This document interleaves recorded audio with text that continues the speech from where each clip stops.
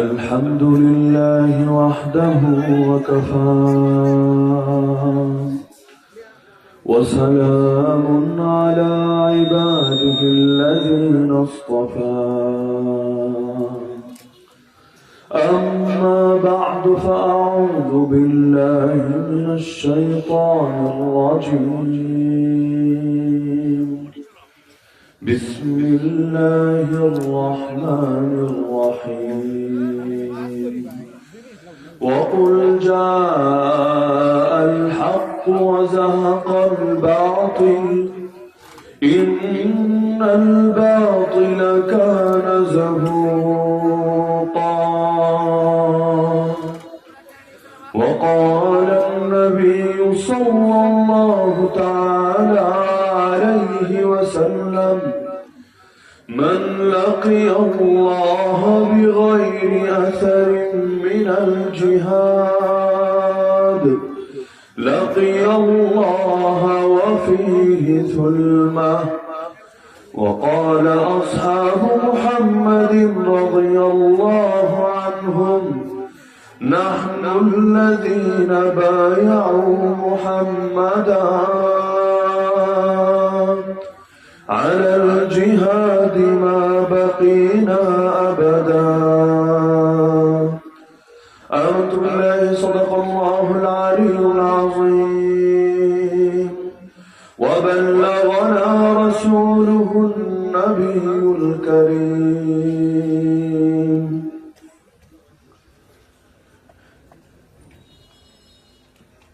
পাকুন্দিয়া সদর ঈদগাহে আয়োজিত তাফসীরুল কোরআন মাহফিল কমিটি পাকুন্দিয়া কিশোরগঞ্জ উদ্যোগ আয়োজিত 3 দিনব্যাপী তাফসীরুল কোরআন মাহফিলের আজকে সর্বশেষ দিনের সর্বশেষ অধিবেশনের সম্মানিত সভাপতি মণ্ডলী, উপস্থিত আমার সারিতে আজওয়াজিবুল ইহতারাম হযরত উলামায়ে কেরাম, এলাকার গণ্যমান্য মুরব্বীগণ, স্থানীয় এবং দূর দূরান্ত থেকে আগত দিন দরদী কোরআন প্রেমী তৌহিদ জনতা এবং পর্দার আড়ালে থাকা মা বোনেরা, আল্লাহর দ্বীনের জন্য যার অবদান থাকবে যত বেশি, আল্লাহর কাছে তার মর্যাদাও হবে তত বেশি। আর দ্বীনের জন্য যার অবদান যত কম, আল্লাহর কাছে তার মর্যাদাও তত কম। আমিরুল মুমিনিন খলিফাতুল মুসলিমিন ওমর ইবনুল খাত্তাব রাদিয়াল্লাহু আনহু বলেছিলেন, নাহনু কওমুন আ'আজ্জানাল্লাহু বিল ইসলাম, আমরা সেই জাতি যাদেরকে আল্লাহ সম্মানিত করেছেন ইসলামের মাধ্যমে, ইসলামের বরকতে, ইসলামের ওসিলাতে। ফাইদা বিতাগাইনাল ইজ্জাতা বিগাইরিহি আদাল্লানাল্লাহ, এখন সেই ইসলাম ছেড়ে ভিন্ন কোন জিনিসের মাধ্যমে যদি ইজ্জত তালাশ করি, অন্য কোথাও ইজ্জত পাবো না, উল্টো যিনি ইজ্জত দিয়েছিলেন তিনি লাঞ্ছিত করে ছাড়বেন। আল্লাহর দ্বীনকে আল্লাহ দামি বানিয়েছেন, এই দ্বীনের পরশে যারা আসবে তাদেরকেও দামি বানিয়েছেন। যেমন আপনাদের কারো গায়ে বাতি লাগানো নাই, কিন্তু আপনাদের প্রত্যেকের চেহারা আলোয় আলোকিত হয়ে আছে। আমি আপনাদেরকে স্পষ্ট ভাবে দেখতে পাচ্ছি, আপনারাও আমাকে দেখতে পাচ্ছেন, অথচ আগামীকাল রাতে এই মাঠে আসলে হয়তো এভাবে স্পষ্ট ভাবে একজন আরেকজনকে দেখতে পাবো না। কেন? কারণ আমাদের কারো গায়ে যদিও বাতি লাগানো নাই, কিন্তু যেখানে যেখানে বাতি লাগানো আছে আমরা এর কাছে চলে এসেছি, নিকটে চলে এসেছি, পরশে চলে এসেছি। আলোর কাছে আসে যে, আলোয় আলোকিত হয় সে, আলো থেকে দূরে যায় যে, ধীরে ধীরে অন্ধকারে হারিয়ে যায় সে। যেমন আজকের বাংলাদেশকেও যদি সামনে রাখি, পরিবর্তিত পরিস্থিতিকেও যদি সামনে রাখি, সবার মুখে একটা কথা কমন শোনা যাচ্ছে, নতুন বাংলাদেশ চাই, আমরা বাংলাদেশটাকে নতুন ভাবে গড়তে চাই। এমন একটা কথা যেটা নিয়ে কেউ দ্বিমত করবে না, কোনো পাগলেরও দ্বিমত করার সুযোগ থাকবে না। কিন্তু চিন্তার বিষয় তো থাকবে, এখানে আলো না আনলে কিন্তু অন্ধকার দূর করা যায়। এক অন্ধকার দিয়ে পশ্চিম কালো আর এক অন্ধকার দূর হয় না, উল্টো অন্ধকার প্লাস অন্ধকার দুটো মিলে অন্ধকারের মাত্রা আরো বেড়ে যায়। সুতরাং আরো যদি কেউ চায় অন্ধকার দূর করবে, এই দেশটাকে নতুন ভাবে আলোকিত করবে, তাহলে তাকে এখানে আল্লাহর দ্বীনের আলো জ্বালাতে হবে। সাহাবায়ে কেরাম রাদিয়াল্লাহু আনহুম প্রতিযোগিতা করতেন পরস্পরে, কার চাইতে কে দ্বীনের জন্য বেশি অবদান রাখবেন। হ্যাঁ, এক প্রতিযোগিতা খারাপ আর এক প্রতিযোগিতা ভালো। যেমন কোরআন বলছে সূরা তাকাসুর 30 নম্বর পরে একটা সূরা, এবং আমার ধারণা আপনাদের অধিকাংশেরই মুখস্থ থাকার কথা, কারণ আপনাদের পাকুন দিয়ে আমি প্রথমবার আসলে আপনাদের দিনদারির ব্যাপারে, মানে পুরো কিশোরগঞ্জ জেলার আলহামদুলিল্লাহ দিনদারির ব্যাপারে মোটামুটি ধারণা আছে। আল্লাহকুমুত তাকাসুর আয়াত তো শুনেছেন সকলে। আল্লাহ বলে দিচ্ছেন প্রতিযোগিতা তোমাদেরকে ধ্বংস করে দিল। কিসের প্রতিযোগিতা? কার চাইতে কে দুনিয়া বাড়াবা, এই প্রতিযোগিতা তোমাদেরকে ধ্বংস করে দিল। হাত্তা যুরতুমুল মাকাবির, এভাবে দেখতে দেখতে তোমরা কবরে চলে আসলা। তবুও তোমাদের ভেতরে প্রতিযোগিতা লেগে থাকলো এমন ভাবে, নবীজি জানিয়েছেন একটা বাস্তবতা, দুনিয়ার মানুষের নেচারটাই এমন, যত পায় তত চায়। প্রত্যেকের প্রাপ্তি যত বড় তার চাওয়াও হয়ে যায় তত বড়। যার প্রাপ্তি কম তার চাওয়াটাও কম, ব্যক্তি অনুসারে চাওয়াটাও ছোট। যার প্রাপ্তি যত বড় তার চাওয়া তত বড়। আল্লাহ রাসূল বলেন, কেউ যদি এক উপত্যকা পরিমাণ সম্পত্তি পায় আর এক উপত্যকা চায়, এমনকি নবী বলেন বনু আদমের পেট, মানে আদম সন্তানের পেট কবরের মাটি ছাড়া ভিন্ন কিছু করতে পারে না। যত ক্ষমতা পাক, যত পয়সা পাক, যত খাবার পাক, যত গাড়ি পাক, যত বাড়ি পাক, এই পেট ভরে না, চাহিদা ভরে না। এমনকি নবী বলেন, মানুষ যখন বুড়া হয় তার ভেতরে দুটো স্বভাব জোয়ান হয়। শরীর তো বুড়া হয়, বুড়ি হয়, কিন্তু তার ভেতরে দুটো স্বভাব জোয়ান হয়, যুবক হয়। কোন দুটো? ইয়াশীবু ইবনু আদম ওয়া তাশুব্বু ফীহি খাসলাতান। এক নম্বরটার নাম আল হিরসু, লোভ। কিসের লোভ? এটা নবী বলেন নাই, ব্যাপক রেখেছেন, সেটা যে জিনিসের লোভই হোক না কেন। এক নম্বরে বয়স হলে শরীর তো যায় দুর্বল হয়ে, লোভ কমে না, লোভ যায় আরো জোয়ান হয়ে। 2 নম্বরে অতুলুল আমাল, দীর্ঘ জীবনের আশা, দীর্ঘ আশা। এখন দীর্ঘ আশা কিসের? জীবনেরও হতে পারে, সম্পদেরও হতে পারে, আর ক্ষমতার গদিতে তো একবার বসতে পারলেই চলে বাংলাদেশে। মাশাআল্লাহ, এমন এক মধু একবার যার মুখে ঢোকে কেন যেন আর বের করতে পারে না মুখ থেকে।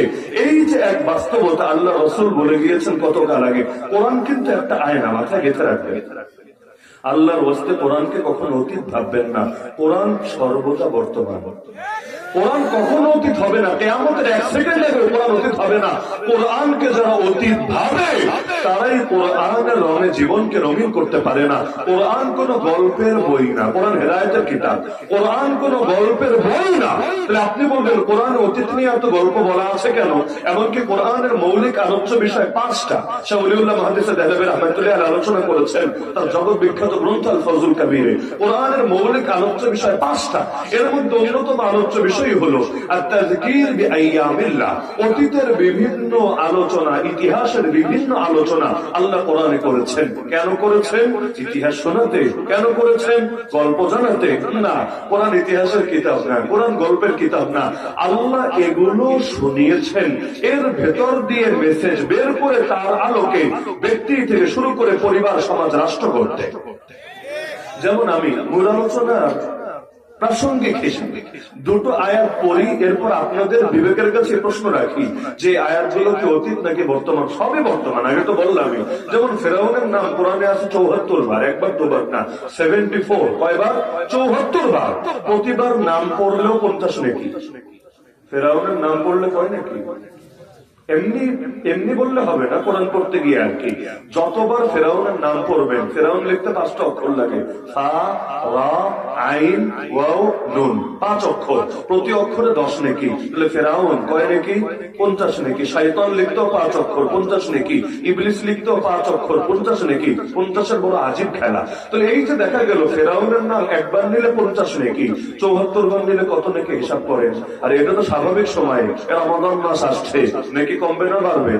রমজানে সবকিছু নেকি বেশি। যেমন বুখারীতে হাদিস আছে, কেউ যদি রমজানে একটা ওমরা করতে পারে, ওমরা বুঝেন তো, কেউ যদি রমাদান মাসে একটা ওমরা করতে পারে, নবীজি বলেন আমি নবীর সঙ্গে হজ করার সওয়াব সে পাবে।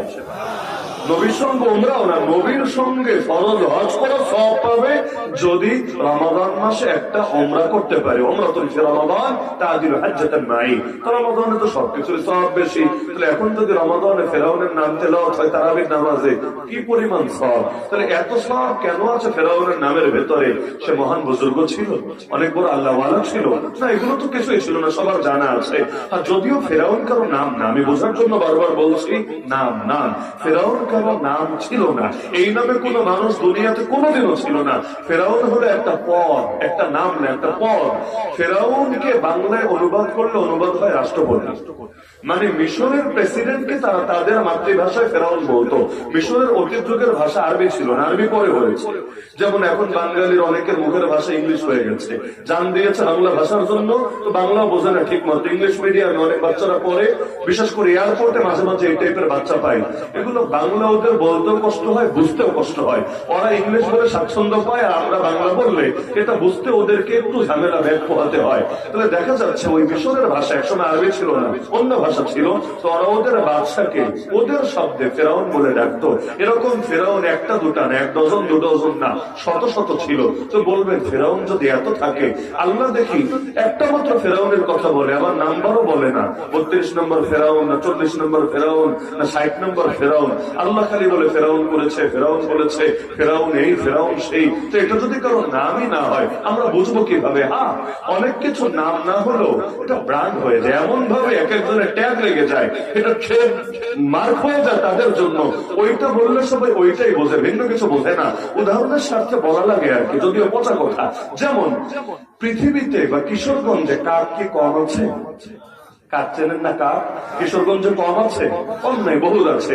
কিন্তু একটা ছেলে দাঁড়ায় যদি কাউয়া শব্দ বলে, তাহলে কিন্তু সবাই গাছের আগায় যা আছে তা না বুঝে বিশেষ একটা জিনিস বুঝে।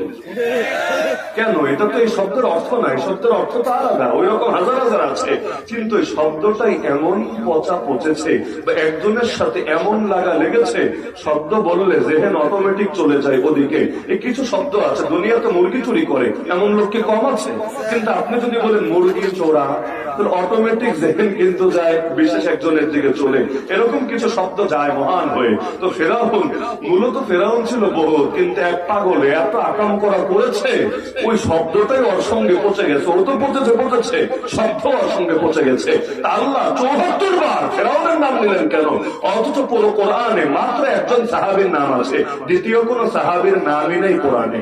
একজন মাত্র সাহাবী, যার নাম যায়েদ রাদিয়াল্লাহু আনহু, 22 নম্বর পরে সূরা আহজাবের মধ্যে পাবেন। দ্বিতীয় কোন সাহাবীর নাম নেই, না আবু বকর, না ওমর, না ওসমান। এমনকি মুহাম্মদ শব্দটা কোরআনে মাত্র 4 জায়গায় আছে, মাত্র 4টা আয়াতে মুহাম্মদ শব্দ আছে। যেমন মা মুহাম্মাদুন ইল্লা রাসূল قد خلت من قبله الرسل محمد رسول الله والذين معه اشداء على الكفار। এরকম মাত্র 4 আয়াত পাবেন যেখানে মুহাম্মদ শব্দ আছে। সেখানে ফেরাউন কি হয়ে গেছে? ওর নাম 74 বার আছে।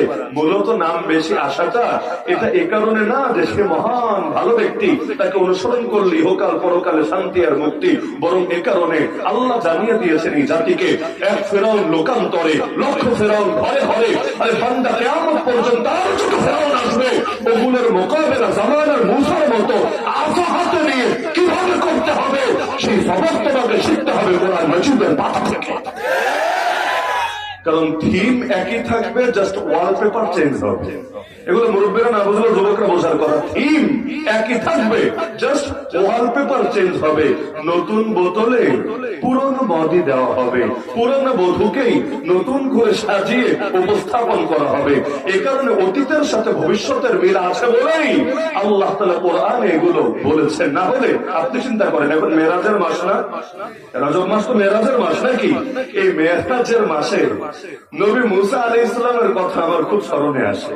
বলবেন মেরাজ করলেন আমার রাসূল, আপনার নবী মুসাকে স্মরণে আসে কেন? স্মরণে আসে এজন্য তাকে আমার খুব ধন্যবাদ দিতে মনে চায়, কৃতজ্ঞতা আসে। জাযাকাল্লাহু খাইরান ইয়া নবী আল্লাহ মুসা, হে নবী মুসা, আল্লাহ আপনার উত্তম প্রতিদান দেখ। বলবেন কেন? সবাই জানেন মেরাজের তোহফার নাম কি?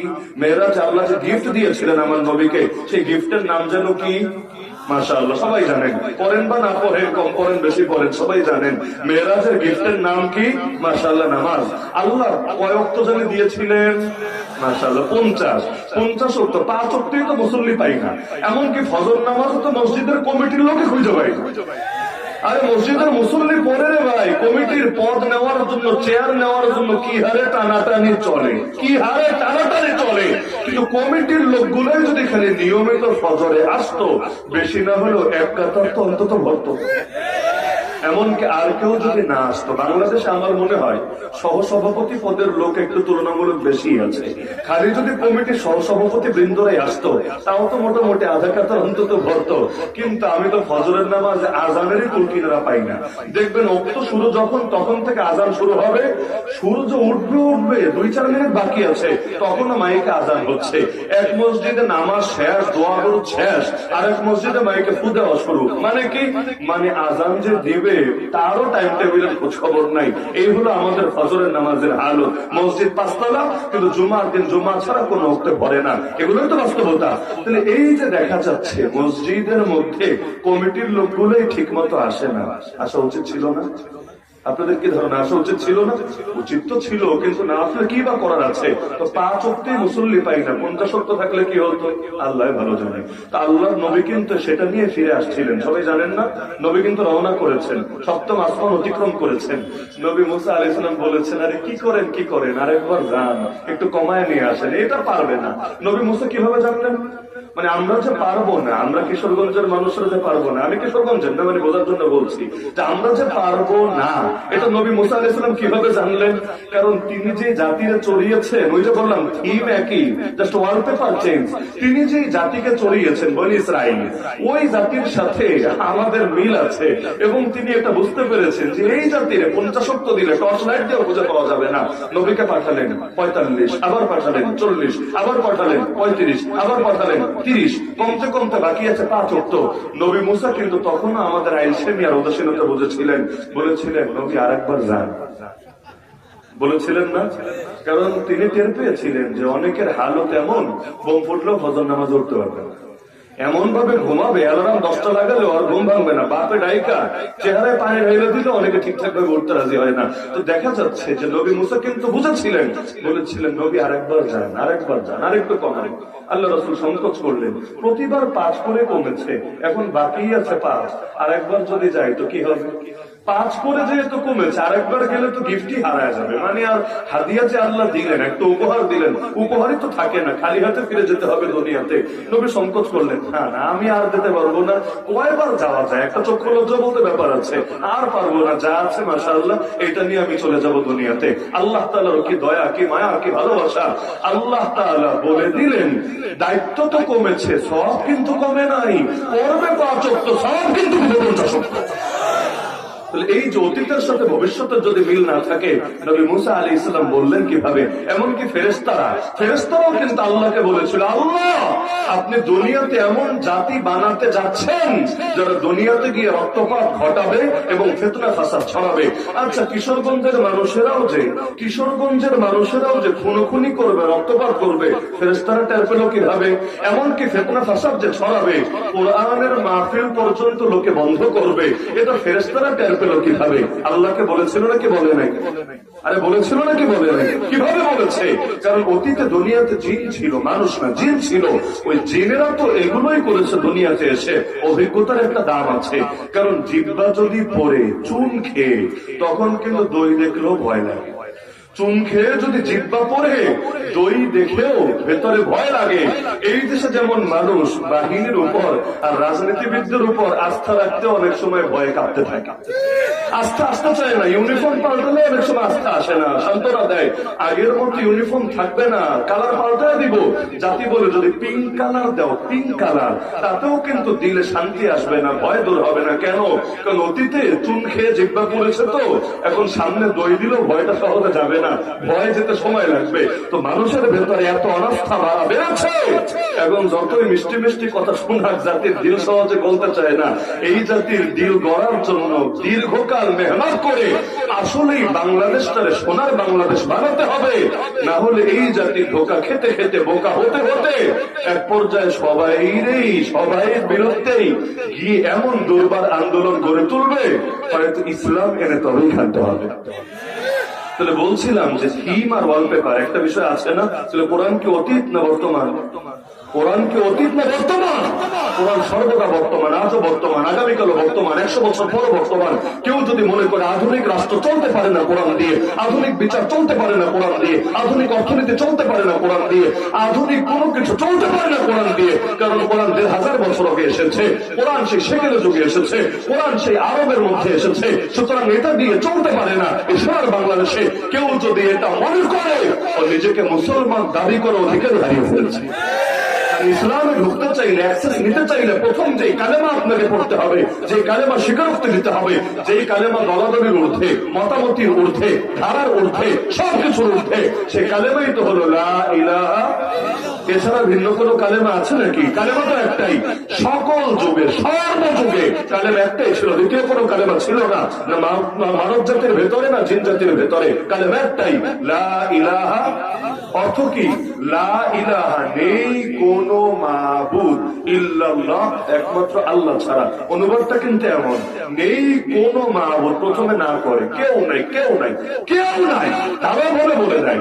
এরপর গিয়ে বলে তবে একজন আছে, মাত্র একজন, there is no god but Allah, সির্ফ আল্লাহ, একমাত্র আল্লাহ, শুধু আল্লাহ, দ্বিতীয় কেউ নাই। তাহলে এই কালেমা বলার দ্বারা কি বোঝা গেল? জীবনের সব ক্ষেত্রে রব কয়জন, মাহবুদ কয়জন, খোদা কয়জন, পরিচালক কয়জন, তার মানে, যদিও কষ্ট পাবেন বলি, তার মানে কালেমার অর্থ এটা, আমার নামাজের রব যিনি, আমার রাজনীতির রব তিনি, আমার যাকাতের রব যিনি, আমার অর্থনীতির রব তিনি, আমার হজের রব যিনি, আমার কোর্ট কাছারির রব তিনি, আমার যাকাতের রব যিনি, আমার সংবিধানের রব তিনি।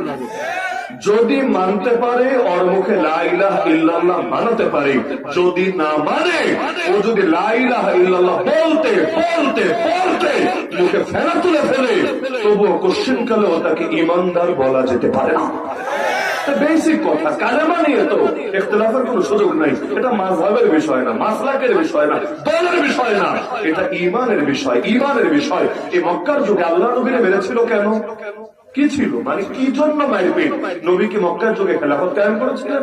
মক্কার যুগে জিহাদ করেছিলেন? আরে মক্কায় তো বিধান বলতে গেলে তেমন কিছু ছিলই না। রমজানের রোজা এসেছে মদিনায়, পর্দার বিধান মদিনায়, হজের বিধান মদিনায়, যাকাতের বিধান মদিনায়, জিহাদের বিধান মদিনায়, খেলাফত কায়েম হয়েছে মদিনায়, মদ নিষিদ্ধ হয়েছে মদিনায়, সবই তো মদিনায়। এমনকি 5 ওয়াক্ত নামাজ ফরজ হয়েছে মেরাজের রাত্রে, এটাও মদিনায় হিজরতের কয়দিন আগে, মক্কার একদম শেষের দিকে। তাহলে এই যে মক্কার 13 বছর নবীকে মারলো, পিটালো, রক্তাক্ত করলো, এত ভাবে নবীকে কষ্ট দিল, অপরাধ কি ছিল? অপরাধটা কি আপনি বলেন? যদি বলেন নামাজের জন্য, না, এটা ভুল। কারণ নামাজ আবু জাহাল আবু লাহাবরাও করতো। যদি সেজদা কখনো আল্লাহরে দিত, কখনো দেবদেবীরে দিত।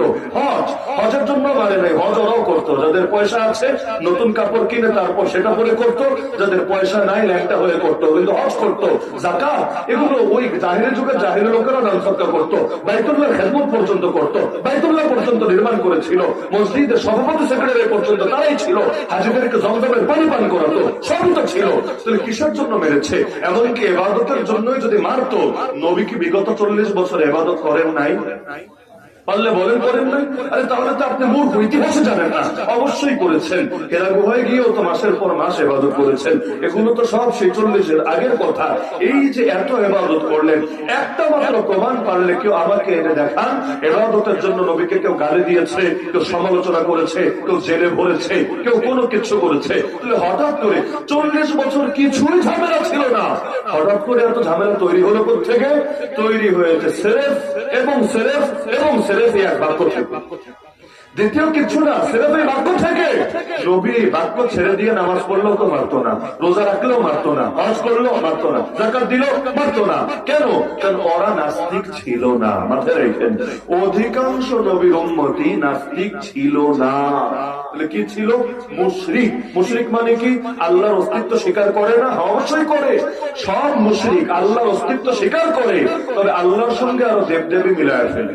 আল্লাহরে অস্বীকার করে না, আল্লাহরেও মানে তবে একারে মাইনা পছন্দ হয় না, আরো 10 জন 20 জন 1000 জন লাখ জন কোটি জন মিলে মানে। ওরা কিন্তু নাস্তিক ছিল না, ওরা আল্লাহকে মানত। কোরআনে আছে ওয়ালাইন সাআলতাহুম মান খালাকাস সামাওয়াতি ওয়াল আরদ ওয়া সাখারাশ শামসা ওয়াল কমর লা ইয়াকুলুনা আল্লাহ। কোরআনে আছে হে নবী, যদি ওদেরকে জিজ্ঞাসা করেন আসমান কে বানিয়েছে, জমিন কে বানিয়েছে, চাঁদ কে চালায়, সূর্য কে চালায়, আল্লাহ বলে দিচ্ছেন।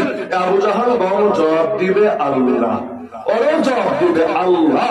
মুশরিক কেন? কারণ যদিও আল্লাহকে সৃষ্টিকর্তা মেনেছে, আল্লাহকে চাঁদ সূর্যের পরিচালক মেনেছে, কিন্তু জীবনের সব ক্ষেত্রে রবের একত্ব বজায় রাখতে পারে নাই। যেমন আল্লাহরে মানত একদিকে, কিন্তু আল্লাহর বিধান মানতে পারত না আরেকদিকে। আবু জাহাল আবু লাহাবরা নিজেরাই খোদা সেজে বসেছিল। এই বাংলাদেশেও কিছু মানুষ যেমন খোদা সেজে বসে আছে। বলুন কিভাবে খোদা সেজেছে? এই যে এই কুফরি সংবিধান আজও এই জাতির উপর চাপিয়ে রাখা হয়েছে, যেটার পক্ষে এখনো কাউকে দালালি করতে দেখা যায় প্রকাশ্যে।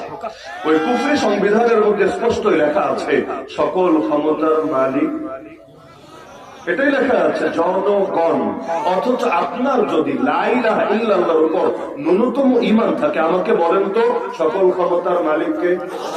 বলবেন সকল ক্ষমতার মালিক জনগণের অর্থ কি? অর্থ আপনিও বোঝেন আমিও বুঝি। মানে কোনটা নীতি, কোনটা দুর্নীতি, কোনটা লিগ্যাল, কোনটা ইলিগ্যাল, কোনটা বৈধ, কোনটা অবৈধ, কোনটা সিদ্ধ, কোনটা নিষিদ্ধ, এগুলো ঠিক করার অথরিটি নাকি জনগণের। যেমন আমি উদাহরণ দিলে ভালো বুঝবেন। আল্লাহ বেশ্যাখানাকে হালাল করেছেন না হারাম? তাহলে বাংলাদেশে বেশ্যাখানার লাইসেন্স দিল কে? আল্লাহ তো হারাম করেছেন। এই সোনার বাংলায় এগুলোকে হালাল করলো কে? আচ্ছা, আল্লাহ কি মদকে হালাল করেছেন না হারাম? এই বাংলাদেশে মদের বারগুলোকে লাইসেন্স দিয়ে রেখেছে কে? সেখানে মুসলমান, কত মুসলমান নায়ক নায়িকা, গায়ক গায়িকা, নষ্ট ভ্রষ্ট যাই হোক, কিন্তু এগুলো নামে তো মুসলমান। ওরা গিয়ে সেখানে প্রকাশ্যে মদ খাচ্ছে কিভাবে? আল্লাহ তো অনুমোদন দেন নাই, অনুমোদন দিল তাকে। আরে আল্লাহ সুদকে বৈধ বানান নাই, নাকি বানিয়েছেন? বাংলাদেশের অর্থনীতি সুদের ভিত্তিতে পরিচালিত হচ্ছে কিভাবে? এই দেশের অর্থনীতির মেরুদণ্ডই তো হয়ে গেছে সুদ, মেরুদণ্ড হয়ে গেছে সুদ। তাহলে এই সুদটা এভাবে রন্ধে রন্ধে ঢুকলো কিভাবে? আল্লাহ তো বৈধতা দেন নাই, বৈধতা দিল তাকে। আরে আল্লাহর চোখে তো কাদিয়ানীরা মুসলমান না, ওরা ইসলামী পরিচয় ব্যবহার করার অধিকার রাখে না। তাহলে আজকে বাংলাদেশে কাদিয়ানীদের আইডি কার্ডে, পাসপোর্টে, জন্ম সনদে মুসলমান লিখে দিল কে? তাহলে ওরা কি আল্লাহর বিরুদ্ধে গিয়ে নিজেরা নিজেদেরকে খুদার আসনে আসীন করে নাই? আল্লাহ যে হারাম করেছেন সেটাকে হারাম করে নাই। এমনকি ধর্ষণের বিরুদ্ধে সরকাররা কথা বলে, জিনার বিরুদ্ধে বলে না কেন? জিনার বিরুদ্ধে বলতে দেখতেন না। ধর্ষণ ধর্ষণ কেন? ধর্ষণ পাপ, জিনা সওয়াব। ধর্ষণ কি আর জিনাকে? ধর্ষণ যেখানে একজন রাজি আর একজন রাজি না, জোর করেছে, শক্তি প্রয়োগ করেছে। যদিও বাংলাদেশে আরো একটা চলে, সেটা হলো বিয়ের প্রলোভনে ধর্ষণ। মানে দুইজনই রাজি ছিল, 5 বছর 7 বছর খাট কাঁপিয়েছে, সমস্যা হয় নাই, এখন আর কি বিয়ে করবে না, ব্যাস মামলা একটা ঢুকেছে যে আমি এই 5 বছর 7 বছর রাজি ছিলাম না, অথচ রাজি ঠিকই ছিল। তাহলে ধর্ষণ আবার 5 বছর কেমনে হয়? ধর্ষণ আবার 10 বছর কেমনে হয়? তো যাই হোক, ধর্ষণের বিরুদ্ধে কথা বলে, জিনার বিরুদ্ধে কিন্তু বলে না। অথচ আল্লাহ ধর্ষণকেও হারাম করে, জিনাকেও বাল্য বিবাহের বিরুদ্ধে বলে, বাল্য প্রেমের বিরুদ্ধে বলে। নাটক, সিনেমা, গল্প, উপন্যাস, কাব্য, সাহিত্য সব জায়গায় খালি প্রেমের সুরসুরি, প্রেমের উস্কানি। কোন প্রেম? হালাল প্রেম তো না, বিয়ে করার পর যেটা, এই প্রেম না, হারাম প্রেম। তাহলে হারাম প্রেমের সুরসুরি দিবে, আবার বিয়ে করাকে কঠিন বানিয়ে রাখবে। এই দেশে বিয়ে করাকে আগের চাইতে সহজ হয়েছে না কঠিন হয়েছে? একদিকে বিয়ে করা কঠিন, আর একদিকে জিনা হয়েছে সহজ, আর একদিকে যৌনতার ছড়াছড়ি আর উস্কানি আর উস্কানি। এখন বাঁচাবেন কিভাবে? পেটে খাবার নেই 3 দিন ধরে, ক্ষুধার জ্বালা অস্থির লাগছে, আর সামনে এনে একবার কাচ্চি বিরিয়ানি দেখাবেন, আর একবার আপনি এনে বিভিন্ন কাবাব, বিভিন্ন গ্রিল, বিভিন্ন সুন্দর সুন্দর আইটেম দেখাবেন, আর খেতে গেলে বলবেন না না খাওয়া যাবে না, খাওয়া যাবে না। কি হবে? স্বাভাবিকভাবে না দিলে চুরি করে খাবে, ডাকাতি করে খাবে, আপনার পিঠে হাড্ডি গুলটে ভাঙ্গা হলেও খাবে। এই বাংলাদেশে যত ধর্ষক আছে, এগুলোর অধিকাংশকে ধর্ষক এই সিস্টেম বানিয়েছে। ব্যক্তি কিছু না রে ভাই, যত নেতা পাল্টানি, আমার নিয়েও যদি নেতা বানায় দেন, কিন্তু সিস্টেম যদি পচা থাকে, সিস্টেম যদি গলত থাকে, নীতি যদি নষ্ট থাকে, আরে কে ক্ষমতায় এলো আর গেল এটা বড় বিষয় না। সিস্টেমে যদি গলত থাকে, নীতিতে যদি গলত থাকে, এই বাংলাদেশ কখনোই নতুন বাংলাদেশ হতে পারবে না। নতুন বাংলাদেশ হতে চাইলে শিকড়ে নজর দিতে হবে। শিকড়ে নজর না দিয়ে ডালপালার দিকে তাকায় থাকলে কশ্চিন কালো মুক্তি আসবে না। এমনকি মজার বিষয়, এই জাতিকে আজও পর্যন্ত স্বাধীনতা 54 বছর এসেও এই জাতিকে স্বাধীনতার সফল ভোগ করতে দেওয়া হয়। আমরা যদি স্বাধীনও হতাম অন্তত বেশ্যাখানা খোলা থাকতো না। ধর্ম রাখেন, ধর্ম বাদ দিলে এই জাতির নীতি নৈতিকতার কথাও যদি বলেন, এই জাতির নীতি নৈতিকতা বেশ্যালয়কে অ্যালাউ করে না। এটা বাঙালির ঐতিহ্য, সংস্কৃতি, মূল্যবোধের সাথে যায় না। তাহলে এগুলো খুলে রেখেছে কেন? আপনারা চেয়েছেন? আরে আপনারা চেয়েছেন যদি ক্ষমতার মালিক আল্লাহ না আপনাদেরও মানত, তারপরেও তো খোলা রাখার কথা ছিল না। কারণ এখানে এই যে হাজার হাজার হাজার জনতা, একজন পারলে দেখান যে বেশ্যাখানার পক্ষে। আচ্ছা এখানে বাদ দেন, পুরো কিশোরগঞ্জ তন্ন করে খুঁজেন, আমার একটা লোক দেখান যে বেশ্যাখানার পক্ষে। পুরো বাংলাদেশ খোঁজেন, গুটি কয়েক কিছু হাউন আঙ্কেল পেলে পাওয়া যেতে পারে, এছাড়া একটাও পাবেন না বেশ্যাখানার পক্ষে। পক্ষে যদি কেউ নাই থাকে, এগুলো বাংলাদেশে টিকে আছে কিভাবে?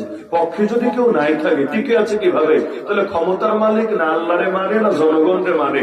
ক্ষমতার মালিক কেউ ইন্ডিয়াকে, কেউ আমেরিকাকে, কেউ ইসরায়েলকে, কেউ পশ্চিমাদেরকে মানে। তো লিখেছে তো সকল ক্ষমতার মালিক জনগণ, মূলত ওদের চোখে ক্ষমতার মালিক ওরা আর ওরা। তাহলে এরকম লা ইলাহা ইল্লাল্লাহ করলে কি হবে? নবীর জামানায় আবু জাহেল এসে বলেছিল, আবু তালেব তোমার ভাতিজারে থামাও, যা চাই মেনে নিব, যা চাই মেনে নেব। তবুও তাকে থামতে বল। ভাতিজাকে ডাকালো আবু তালেব, আচ্ছা তুমি কি চাও বলো তো? নবী বলেন, আমি চাই জাস্ট ওরা একটা বাক্য মেনে নেয়, কার কোনো ঝামেলা থাকবে না, সির্ফ একটা বাক্য মেনে নিলেই হবে। আবু জাহেল বাপ হয়ে দাঁড়ায় গেল, কি বলো কি বলো? নাম ও আবিক আশরা, তোমার মরা বাপের কসম খায় বললাম, বাক্য একটা না বাক্য 10টা বলবো। আরে বেটা এক বাক্যের জন্য এত ঝামেলা করে লোকে, কি বলা লাগবে বলে ফেলো। আল্লাহ রাসূল বললেন, বলেন লা ইলাহা ইল্লাল্লাহ মুহাম্মাদুর রাসূলুল্লাহ। চিৎকার করে বলে উঠলো, কোরআনে আল্লাহ উক্তি উল্লেখ করেছেন, চিৎকার করে বলে উঠলো, আজআলাল আলিহাতা ইলাহা ওয়াহিদা ইন হাযা লাশাইউন উজাব। এত খোদাকে মাত্র এক খোদা বানিয়ে ফেলেছে, এটা তো মানা সম্ভব না। এটা তো বড়ই আশ্চর্যজনক ব্যাপার। তাহলে কি বুঝলেন? মূল দ্বন্দ্ব কি নামাজ নিয়ে, রোজা নিয়ে, নাকি কালেমা নিয়ে? জীবনের সব ক্ষেত্রে আল্লাহ একত্ব নিয়ে আজ পর্যন্ত আলেম ওলামার বিরুদ্ধে যত ষড়যন্ত্র হয়, সব ষড়যন্ত্রের মূল উৎসই এই এক বাক্যের ভেতরে। তারা কেন জীবনের সব ক্ষেত্রে এক আল্লাহর আদর্শের কথা বলে? আমাদের চাওয়া কিন্তু বেশি না, বিশ্বাস করেন। আমাদের সারা জীবনে চাওয়া কি জানেন? একটাই চাওয়া, আল্লাহর জমিনে আল্লাহর গোলামি করে বাঁচতে চাই, আল্লাহর গোলামি করতে করতে মরতে চাই। আর কিছু নেই, একটাই চাওয়া, দ্বিতীয় কোনো চাওয়া নাই। আমরা গোলাম হয়ে থাকতে চাই, আল্লাহর গোলাম, মানুষের গোলাম না। এমনকি আমাদের কোনো ক্ষমতা, কোনো পদ পদবি কিচ্ছু দরকার নাই। তুমি যদি দায়িত্ব নাও, আল্লাহর জমিন আল্লাহর গোলামি বাস্তবায়ন করবা, আমি তোমাকে মাথায় তুলে রাখবো রে ভাই, মাথায় তুলে রাখবো।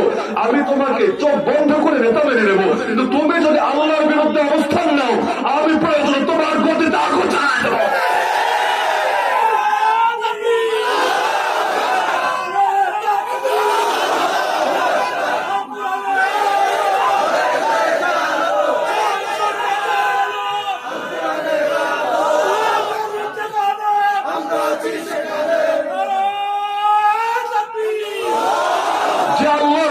আমরা তার পক্ষে, আল্লাহর বিপক্ষে আমরা কিভাবে হতে পারি তার পক্ষে? আল্লাহর বন্ধু বন্ধু হবে, আল্লাহর শত্রু শত্রু হবে। ইমানের মূল কথাই এটা, হাদিসে আছে সর্বশ্রেষ্ঠ আমল কি? আল্লাহর নিকট সবচেয়ে প্রিয় আমল হলো আল্লাহর জন্য ভালোবাসা, আল্লাহর জন্য ঘৃণা করা। হাসরের ময়দানে আরশের নিচে জায়গা পাবে কারা? যারা আল্লাহর জন্য ভালোবাসে, আল্লাহর জন্য ঘৃণা করে। আল্লাহর জন্য ভালোবাসার মানে বোঝেন? আমার নবী ব্যক্তিগত কারণে জীবনে একবার রাগ করেন নাই, কোনো প্রমাণ দেখাতে পারবে না। কতজন না বুঝে কষ্ট দিয়েছে। এক বেদুইন মুসলমান এসে মসজিদে পেশাব করতে শুরু করে দিয়েছে, নবী একটা ধমক দেন নাই। যারা বাধা দিতে চেয়েছে নবী ফিরিয়েছেন, না আগে পেশাব শেষ করতে দাও, মানে কষ্ট হবে তা।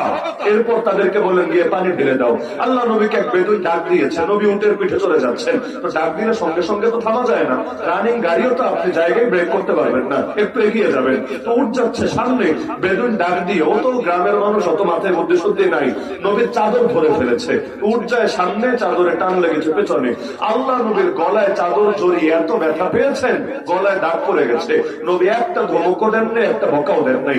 ইসলামের জন্য আল্লাহ নবী এত করা, ব্যক্তিগত কারণে আল্লাহ নবী এত উদার, এত উদার, এত মহানুভব, তা ভাষায় প্রকাশ করা সম্ভব না। মুসলমানের শান হবে এটা, ভালোবাসে আল্লাহর জন্য, ঘৃণাও করে আল্লাহর জন্য, যা হয় সব আল্লাহর জন্য। যে আল্লাহর পক্ষে আমরা তার পক্ষে, যে আল্লাহর বিপক্ষে আমরাও তার বিপক্ষে। আল্লাহর বাইরে গিয়ে যা হবে সবই ভণ্ডাম। যেই নামে হোক, আল্লাহর বাইরে গিয়ে যা হবে সবই ভণ্ডাম। যেমন সংস্কার, সংস্কার, সংস্কার। বাংলাদেশের সংবিধান সংস্কার হবে, সবাই খুশি, আমি খুশি, আপনি খুশি, সবাই খুশি। আবার যখন শুনলাম এখান থেকে ধর্মনিরপেক্ষতাবাদ বিদায় হবে, সুবহানাল্লাহ, সমাজতন্ত্র বিদায় হবে, মাশাআল্লাহ। কিন্তু কি হবে? নতুন করে কি ঢুকবে? নতুন করে ঢুকবে বহুত্ববাদ। প্রস্তাবনা দিয়েছে সংস্কার কমিশন, প্রস্তাবনা দিয়েছে ধর্মনিরপেক্ষতাবাদ বাদ দাও, ধর্মনিরপেক্ষতাবাদের আব্বা আরো বড় ভণ্ডামি বহুত্ববাদ, যেটা দিয়ে দুনিয়ার সব শিরক চালানো যায়, সব জাহেলিয়াত চালানো যায়, সব কুফর চালানো যায়, সেটা ঢুকাও। যদিও থাকা দরকার ছিল আল্লাহ সকল ক্ষমতার মালিক, সার্বভৌমত্বের মালিক, মেনে নাও। রাষ্ট্রধর্ম ইসলাম লিখে দাও, বিসমিল্লাহির রহমানির রহিম দিয়ে শুরু করো, সর্বশক্তিমান আল্লাহর উপর পূর্ণ আস্থা বিশ্বাস। এটা নিয়ে যেহেতু আগে ছিল এক সময়, এই বাংলায় ছিল এক সময়, পরবর্তীতে জালেমরা আবার নাই করে দিয়েছে, এটা আবার চেষ্টা করো। এগুলোই তো চাওয়া তো বেশি না, কিন্তু এগুলো একটাও নাই। কিন্তু এক শয়তানে কি আর এক শয়তানে নাকি ঢোকাবে। তা আগেই বলেছি, নমরুদি শাসন গিয়ে যদি ফেরাউনের শাসন আসে, ফেরাউনের শাসন গিয়ে যদি আবু জাহালের শাসন আসে, আমাদের আনন্দিত হওয়ার কি আছে? যতদিন আল্লাহর জমিনে ইসলাম আসবে না, আমরাও নিজেদেরকে মুক্ত আর স্বাধীন ভাবতে পারি না। আজও পর্যন্ত এই দেশে ধর্মের অনুসারীদেরকে, ধর্মের ধারকদেরকে ধর্মীয় স্বাধীনতায় যাওয়া হয় নাই পরিপূর্ণভাবে। বিশ্বাস হয়? সংসদে তো নারীদের জন্য সংরক্ষিত আসন থাকে না, 50-এর জায়গায় 100 করার প্রস্তাব দিয়েছে, ভালো কথা, তারা নারীদের পক্ষে কথা বলবে। কিন্তু আমাদের পক্ষে কে কথা বলবে? তাদের জন্য কোনো আসন লাগবে না, তাদের জন্য কিছু লাগবে না, আসন বাদ দিলাম, কোনো আসন দিও না। মসজিদে ইমাম কথা বলতো, বাধা দিতে চলে আসে। মাহফিলে কোরআনের আলোচনা করতে আসলেও তেলে বেগুনে জ্বলে ওঠো।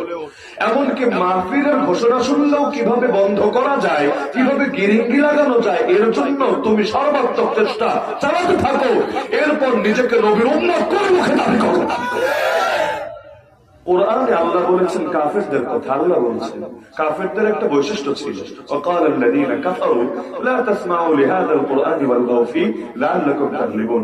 ওরা বলতো, এই শোন, তোরা নিজেরাও কোরআন শুনবি না, মানুষকেও শুনতে দিবি না, নিজেরাও শুনবি না, মানুষকেও শুনতে দিবি না। যেখানে কোরআন তেলাওয়াত হবে তোরা হট্টগোল লাগাবি, তোরা এই জামানার ভাষায় বলে 144 জারি করাবি। কেন? লাআল্লাকুম তাগলিবুন, তাহলেই তোরা বিজয়ী হতে পারবি। মানে ওরা যদি কোরআন শুনে ফেলে, কোরআনে আকর্ষণ আছে, চুম্বুকার কিভাবে লোহা টানে, কোরআন এর চাইতে বেশি শক্তি দিয়ে মানুষের দিল টানে। তাহলে এভাবে যদি কোরআনের টানে ওরা চলে আসে, তাহলেও ওদের ভণ্ডামি, ওদের রাজত্ব থাকবে না। আর যদি মানুষ জেনে যায়, আলোর সন্ধান পেয়ে গেলে অন্ধকারে থাকতে ভালো লাগে না। আগে বাংলাদেশে বিদ্যুৎ ছিল না, অনেক জায়গায় ছিল না, অন্ধকারের জীবনে আমরা অভ্যস্ত ছিলাম, সেটাতে ইউজ টু হয়ে গিয়েছিলাম। এখন চারদিকে বিদ্যুতের ছড়াছড়ি, এখন 5 মিনিটের লোডশেডিং হলেও ভালো লাগে না, এটাই নিয়ম। মানুষ ভালোটা পেয়ে গেলে মন্দটার পেছনে ছোটে না। এজন্য এক শ্রেণীর মানুষ এমন, তারা কোরআনের মাহফিলও হতে দিতে চায় না। আমি জানতাম না যে এলাকায় আমার লোক আছে। আজকে বাদ মাগরিব আমাকে গফরগাঁও মাহফিল ছিল, বাদ মাগরিব, সেখানে কিছু মানুষ বলছে যে হুজুর এই মাহফিল তো হবে না। নয়, কি বলে? সারাদিন ধরে আলাপ হচ্ছে। আমি সিলেট থেকে বিমানে ওঠার আগেও এই যে ভাই যোগাযোগ করেছেন, নক দিয়েছেন, হুজুর আসছেন কিনা, আমি বললাম হ্যাঁ, ফ্লাইট ডিলে, তারপরে চেষ্টা করবো ইনশাআল্লাহ সময় মতো চলে আসার। তাহলে সব তো জানি ঠিক হচ্ছে, আর না হলে তো আর থেকেই জানতাম। কি বলে মাহফিল হবে না? না, আমরা ফেসবুকে দেখেছি পোস্টার ক্লোজ দেওয়া, এই মাহফিল হবে না। বললাম আমি তো যেহেতু জানি না, আচ্ছা দেখা যাক, অনেক সময় গুজবও ছড়ায়। কিন্তু এখানে আসার পর কথাবার্তা শুনে আমি তো বুঝলাম, হ্যাঁ আসলে এমন ঝামেলা হয়েছিল। আমি প্রথমবার শুনে বুঝতে পারছিলাম না, আমি ভাবছিলাম গত বছরের কথা মনে হয় বলা হচ্ছে, মানে গত বছর ঝামেলা হয়েছে, তা আগে তো হতো ঝামেলা, স্বাভাবিক ব্যাপার। কিন্তু লাস্টে আমি পুরো কথা মনোযোগ দিয়ে শুনে বুঝলাম না, এই বছরে ঝামেলা হয়েছে। আমার মাথায় ধরে না, এই স্বাধীন বাংলায় কোরআনের মাহফিল নিয়ে কেউ ঝামেলা করতে পারে, সে যেই হোক।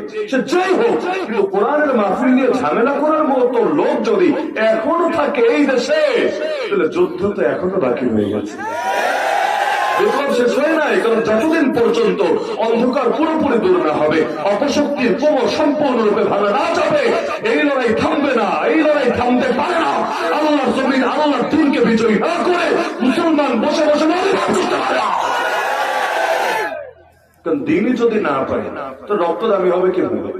এই যে এত মানুষ জান দিয়েছে, আল্লাহর কাছেই তো দিয়েছে নাকি নাকি অন্য কারো কাছে গিয়েছে? তো যদি আল্লাহর জন্যই কিছু করতে না পারি, আল্লাহর কাছে দামি হব কিভাবে? আরে এমনি তো জীবনে আমল নাই, সারা জীবনে 2 রাকাত নামাজ এমন পড়তে পেরেছেন ভাই যে 2 রাকাত আল্লাহকে দেখানোর মতো? আমাকে বলেন, জাস্ট 2টা রাকাত নামাজ এমন পড়তে পেরেছেন 100% কোয়ালিটি সম্পন্ন, যেটা আল্লাহকে দেখানোর মতো? এমন একটা সেজদা দিতে পেরেছেন জীবনে যে সেজদাটা ছিল নবীর আদনা থেকে আদনা কোন সাহাবীর মতো? তো কি আছে পুঁজি? আরে নবীর সাহাবীরা তেমন ছটফট করতো, নারী পর্যন্ত দুধের বাচ্চাকে নিয়ে হাজির হয়ে গেল নবীর কাছে, ইয়া রাসূলুল্লাহ আমার বাচ্চাটাকে নিয়ে যান না জিহাদের ময়দানে।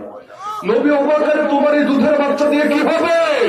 সেই নারী বলছে, ইয়া রাসূলুল্লাহ কি করব বলেন, যারা বড় ছিল আগেই পাঠিয়েছি, একজন প্রাণ নিয়ে ফিরে আসেনি, ময়দানে শহীদ হয়েছে, কিন্তু দিল তো মানে না, মন তো সয় না। আপনারা যাবেন জান্নাতের বাজারে সওদা করতে, আপনারা হবেন বিক্রেতা, আল্লাহ হবেন ক্রেতা। আপনারা জানমাল বেচবেন, আল্লাহ জান্নাতের বিনিময়ে কিনে নেবেন। আমি অভাগী, আমি কপাল পোড়া, নিজের মনকে সান্ত্বনা দেবো কিভাবে? আর আমি তো নারী, চাইলেও আমাকে নেবেন না, সুতরাং যা ছিল তাই এনে দিলাম। ইয়া রাসূলুল্লাহ বুঝি আমার দুধের বাচ্চা যুদ্ধ করতে পারবে না, লড়াই করতে পারবে না, কিন্তু এতটুকু তো পারবে, আপনার কোন সাহাবীর কোলে দিয়ে রাখবেন, জালেম যখন আপনার বুকে তীর মারবে, বর্ষা মারবে, আমার সাহাবীটাকে ঢাল হিসাবে আপনার বুকের সামনে পেতে ধরবে, জালেমের তীর এসে বর্ষা এসে আমার বাচ্চার বুকটাকে ফোফর করে দিয়ে যাবে, কিন্তু আমার বাচ্চার প্রাণের বিনিময় হলে আপনার প্রাণটা হেফাজতে থাকবে। কিয়ামতের দিন আল্লাহকে গর্ব করে বলতে পারবো, আল্লাহ আমি শহীদের মা, আমার সন্তান যান কোরবান করেছে তোমার নবীর হেফাজতের জন্য। এমনকি নাবালেগ পর্যন্ত চলে আসি, ইয়া রাসূলুল্লাহ আমাকেও একটা চান্স দিতে হবে, আমাকেও সাথে নিয়ে যেতে হবে। আল্লাহ রাসূল বলেন, আরে তুমি তো এখনো ম্যাচিউরিটি হও নাই, তোমার বয়স হোক, প্রাপ্তবয়স্ক হও, তোমার বলতে হবে না, আমরাই নিয়ে যাবো, এটা যুদ্ধ, এটা ছেলে খেলা না। তুমি গিয়ে কি করবা? কোনোভাবেই কাজ হয় না, রিকোয়েস্ট আর রিকোয়েস্ট কত ভাবে বোঝায় নবীকে। আল্লাহ নবীর এক কথা, কোনো নাবালিগকে আমরা সুযোগ দিতে পারি না। অবশেষে চিন্তা করলো এভাবে আর হবে না, কৌশল করতে হবে। নবীকে বললো, ইয়া রাসূলুল্লাহ ওই যে আমার এলাকার ওই ছেলেটাকে নিয়েছেন, ও যদিও বয়সে আমার চাইতে বড়, কিন্তু যুদ্ধে বয়স দরকার না, শক্তি দরকার। ওর শক্তি কিন্তু আমার চাইতে কম। বিশ্বাস না হলে আমাকে একবার কুস্তি খেলার সুযোগ দেন, আমি কুস্তির ময়দানে প্রমাণ করে দেব আমার শক্তি বেশি, ওর শক্তি কম। তো যদি আমি বিজয়ী হই, আমার একটা চান্স দিয়ে, আমিও কিছু অবদান রাখতে চাই দিনের জন্য। আর যদি আমি হেরে যাই, দ্বিতীয়বার রিকোয়েস্ট করবো না, দ্বিতীয়বার আপনাকে নিয়ে যেতে আমি বলবো না, একবার লড়াই করতে দেন না। আল্লাহ নবীরও দিল গলে গেল। এই যুগে দেখেন না, বড়দেরই নেওয়া যায় না, আর বাচ্চা সটফট করছে ময়দানে যাবে বলে আল্লাহ রাসূল অনুমতি দিলেন, ঠিক আছে লড়াই করো দেখি। এখন লড়াই করবে, লড়াই শুরু করার আগে আস্তে করে ছোটটা বড়টার কানে গিয়ে বলছে, কানে কানে গিয়ে বলছে, ভাই আমার তুমি বয়সেও বড়, শক্তিতেও বড়, তুমি যদি শক্তি প্রয়োগ করো আমি কিছুতেই তোমার সাথে কুলিয়ে উঠতে পারবো না। কিন্তু দেখো আল্লাহর জন্য কি একটাবার স্যাক্রিফাইস করা যায় না? তোমার তো কপাল খুলে গেছে, নবী তো তোমাকে কবুল করে নিয়েছেন, অনুমতি দিয়েছেন, আর আল্লাহ নবী একবার যাকে কবুল করেন তাকে আর রিজেক্ট করেন না। তোমার তো কপাল খুলে গেছে, একবার যদি তুমি স্যাক্রিফাইস করো, ভাই আমার কপালটাও খুলে যাবে। দুই ভাই হাতে হাত রেখে কাঁধে কাঁধ মিলিয়ে জান্নাতের বাজারে সওদা করবো ইনশাআল্লাহ, একসাথে হাসি মুখে জান্নাতের পাখি হবো ইনশাআল্লাহ। একটাবার সুযোগ দাও না, আল্লাহর জন্য ছোট হওয়া, আল্লাহ তোমার বড় বানায় দিবে। বড়টারও দিল গলে গেল, বললো ঠিক আছে ভাই আমি ছোট হবো তোমার জন্য। লড়াই শুরু হলো। দুনিয়া সবাই ভাবলো ছোটটা বড়টাকে শক্তিতে হারিয়েছে, আসলে শক্তিতে হারায় নাই, বড়টা ইচ্ছাকৃত ভাবেই হার মেনেছে। আল্লাহ রাসূল ছোটটাকে যাওয়ার অনুমতি দিয়েছে, তার মুখে যেন দুনিয়া বিজয়ের হাসি ফুটে উঠেছে। এই পরিমাণ ছটফট করতো তাদের ভেতরে দিনের জন্য অবদান রাখবে বলে। হানজালা রাদিয়াল্লাহু আনহু কানে যখন আওয়াজ এসেছে হাইয়া আলাল জিহাদ, হাইয়া আলাস সালাহ না, হাইয়া আলাল জিহাদ, আমরা তো হাইয়া আলাস সালাহ শুনে মসজিদে আসতে পারি না, হাইয়া আলাল জিহাদ শুনেছেন। ফরজ গোসল করতে কয় মিনিট লাগে, কয় মিনিট, কিন্তু অতটুকু তরতার ভেতরে সয়ে নাই, বের হয়ে যাচ্ছেন। তিনি দরজার দিকে যাচ্ছেন, পেছন থেকে স্ত্রী তাকে ডাকছে, স্বামী আমার তাকায় না, ভ্রুক্ষেপ করে এগিয়ে যাচ্ছে। আবার ডাক দিল, স্বামী আমার, তাও তাকায় এগিয়ে যাচ্ছে। আবার ডাক দিল, ওগো স্বামী একটু শোনেন না। হানজালা রাদিয়াল্লাহু আনহু পেছনে না তাকিয়ে জায়গায় দাঁড়িয়ে বললেন, যা বলার বলে ফেলো, তোমার মিষ্টি কথা শুনে আমি তো আর পেছনে ফিরে আসবো না। সেই নারী বলে দিচ্ছে, আপনি কি ভেবেছেন আমি আপনার পিছু টানের কারণ হব? আমি আপনাকে বাধা দেব আল্লাহ রাস্তায় যেতে? আপনি যেমন নবীর একজন সাহাবী, নারী বলে আমিও তো নগণ্য একজন সাহাবী। আপনাকে বাধা দেওয়ার জন্য ডাকি নাই, ডেকেছি একথা বলার জন্য। মনোবল শক্ত রাখবেন, লড়াইয়ের ময়দানে অটল আর অবিচল থাকবেন। দুনিয়াতে আর দেখা হওয়ার দরকার নাই, আমাদের নেক্সট মিলন হবে জান্নাতে ইনশাআল্লাহ। স্ত্রী যদি স্বামীকে এমন কথা বলে দেয়, দিলটা তার কত বড় হয়ে যায়। যখন লড়াইয়ের ময়দানে গিয়েছে, এদিকে তার সময় নেয়নি, সঙ্গে সঙ্গে বের হয়েছে। স্ত্রী 4 জন লোক মারফত খবর পাঠিয়ে দিল নবীকে, ইয়া রাসূলুল্লাহ, আমার স্বামী শহীদ হবে, শহীদ হওয়ার পর তার একটু গোসলের ব্যবস্থা করে দিয়েন। কারণ শহীদকে তো গোসল দেওয়া হয় না, রক্ত মাখা সে অবস্থায় তাকে দাফন করে দেওয়া হয়। কারণ নবী জানিয়েছেন কিয়ামতের দিন শহীদ এভাবেই দাঁড়াবে আল্লাহর সামনে, আবু সাঈদ এভাবেই দাঁড়াবে, এই মুগ্ধরা এভাবেই দাঁড়াবে। তখনও তাদের গা থেকে রক্ত বের হতে থাকবে দরদর করে। এই শহীদ সাইফুল ইসলাম আলিফরাও আল্লাহর সামনে ভরে উপস্থিত হবে, হাদিসে আছে তখনও গা থেকে রক্ত বের হতে থাকবে। রক্তের রং দুনিয়া রক্তের মতোই হবে, কিন্তু ঘ্রাণ বের হবে বেশ কাপড়ের মতো।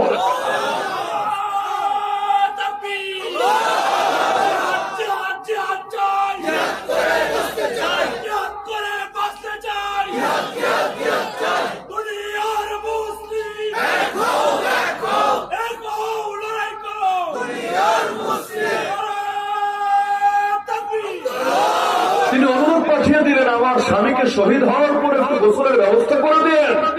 সবাই তো যুদ্ধে এত কিছু খেয়াল দেওয়ার সময় পায় নাই। পরবর্তীতে যখন শহীদ হলো, নবী তো জানিয়ে দিলেন, তোমাদের আর গোসল দিতে হবে না, ফেরেশতারা আসমানে নিয়ে গিয়ে আমার হানজালাকে গোসল দিয়ে গেছে। এজন্য নামই হয়ে গেছে হানজালা গাসিলুল মালাইকা, ফেরেশতাদের হাতে গোসলের সৌভাগ্য লাভ করা হানজালা। কিন্তু তখন লোকদের দিলে খটকা জাগলো, সে শহীদ হয়েছে। পরে তার স্ত্রী টের পেল কিভাবে? আগে সে জিন্দা থাকতে কিভাবে টের পেল? এবং নবীর কাছে খবর পাঠানো তার গোসলের যাতে ব্যবস্থা করা হয়, জানলো কিভাবে? তাকে বাড়িতে খবর পাঠানো হলো, আপনি কিভাবে বুঝলেন আপনার স্বামী শহীদ হবে? তিনি বললেন, রাতের বেলা স্বপ্নে দেখেছিলাম আমার চোখের সামনে আসমানের দরজা খুলে গেছে, আমার স্বামী পাখি হয়ে সেই দরজার ভেতর দিয়ে প্রবেশ করেছে, প্রবেশ করার পর করে আবার দরজা লেগে গেছে। এটা দেখি বুঝে ফেলেছি আমার স্বামী শহীদ হয়ে দুনিয়া থেকে জান্নাতের সওদা করবে। স্বপ্নে দেখেছে রাতে, রাতে কোনো মেলামেশা হয় নাই, তাদের কোনো কিছু হয় নাই। না হলে তো গোসল আগেই হয়ে যেত। ফজর নামাজ পড়লো কিভাবে গোসল না করে? আল্লাহ রাসূলের পেছনে মদিনার মসজিদে গিয়ে হানজালা রাদিয়াল্লাহু আনহু ফজর পড়েছেন সেদিন। রাতের গোসল দিনে করা বাকি আছে, বিষয়টা এমন না, রাতে কিচ্ছু হয় নাই। কিন্তু এই যে স্ত্রী স্বপ্নে দেখেছেন, তার তো দিল মানে না। কিন্তু এই যুগের নারীরা যেগুলো স্বামীকে বলে স্বামীর দিলকে দুর্বল করবে, উল্টো বের হওয়ার সময় মনোবল বাড়িয়ে দিয়েছে, যখন ঘরে ফিরে এসেছে কিচ্ছু বলে নাই, কিচ্ছু না, তার তো দিল মানতে চায় না, শেষবারের মতো স্বামীকে বিদায় দেবে। এখন কি বলবে?